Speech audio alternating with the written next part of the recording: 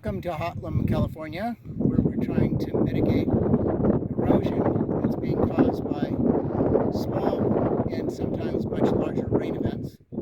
And this is our access road, the Multa Road, and the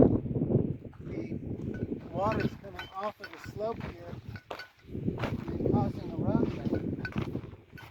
And what we're attempting to do is to direct that erosion, that water from going over into these little catchments, and it looks like it's working quite well. We could, harden this one here a bit, moving some rocks. The same exact water flow is also watering this tree.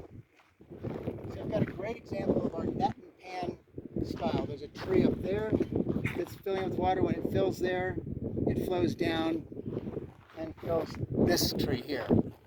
So that's our rudimentary net and pan that doesn't take a lot of work. And there's 4 trees right in this little catchment that are doing fine, primarily unwatered.